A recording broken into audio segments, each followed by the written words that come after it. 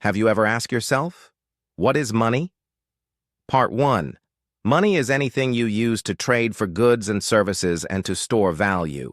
It can be any item, physical or virtual, as long as people agree that the item has value. There are two types of people: those that listen and learn, those that know it all until it's too late. Which one are you? Money is anything that acts as a store of value and a medium of exchange. It only has value because people agree that it does.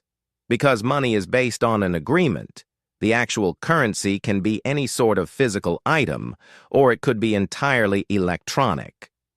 The end of the gold standard made it possible for the government to manipulate the economy in order to respond to recessions. Definitions and examples of money. Money is a store of value and a medium of exchange. Money only has value because people agree to give it value. Currency and financial accounts might not have any value on their own, but money becomes valuable when everybody agrees to use it. Money can be liquid cash, balances in accounts at commercial banks, and time deposits like a certificate of deposit, CD, among other things. How does money work? Because money is based on a social agreement, the actual currency used can be anything. It can be any sort of physical item, or it could be entirely electronic. While there's a wide range of possibilities for what currency can be, most forms of money are recognizable by a common set of traits. A medium of exchange. Money must be a medium of exchange. In other words, it must be something you can trade for something else. Both parties in a transaction agree that money has value, so it's an efficient tool for any trade. Store of value. A store of value is anything that can hold value for you until later.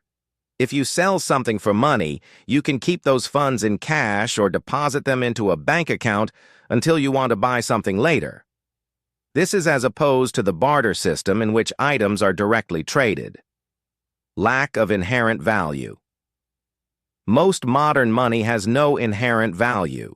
You can't eat dollar bills, and a $100 bill is not materially different from a $20 bill. You might not even use cash. This is true for modern currencies, but historically, some forms of money were useful.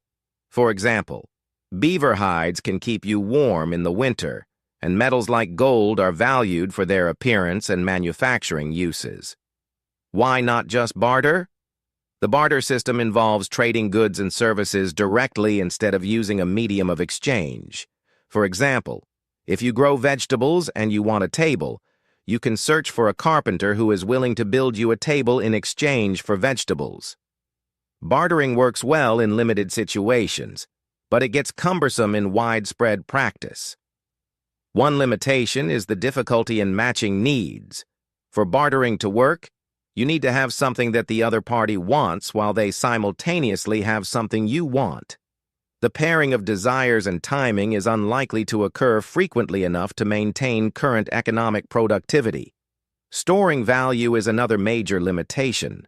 With the barter system, your ability to store value fluctuates significantly depending on the good or service you have. Sticking with the example of a vegetable farmer, the farmer would need to trade their goods before they spoil, or else that money would be lost entirely, and the farmer would have no way to afford basic necessities. Government-issued money in the U.S. Government-issued money is the currency most Americans know best. Also known as fiat money, currencies like the U.S. dollar get their value from the government rather than from underlying demand for the product. The dollar is valuable because the government declares it to be legal tender. Nobody in the nation can refuse to accept the currency for debts and obligations. You can walk into any business in the U.S. and know that they will accept U.S. dollars in return for goods or services. The colonies that would become the U.S. first began issuing currency in 1775 as a way for the Continental Congress to fund the Revolutionary War. 2. The first paper bills were tied to Spanish milled dollars. The next major development came with the Coinage Act of 1792, which established a monetary system that tied currency to gold, silver, and copper. Many developments followed the Coinage Act of 1792, but money remained directly tied to precious metals until 1933. That's when the U.S. began restricting the ways that Americans could redeem dollars for gold. 3. By the end of 1976, the U.S. had fully abandoned the gold standard. Monetary policy delinking the dollar from gold allowed the government to manipulate the economy and the value of U.S. currency. This allows the government to respond to economic events such as recessions. Sponsored by Wealth Empire Group. Personalized advice. When you need it can be scheduled with our Wealth Empire specialists today. Text LIFE to 95463426666.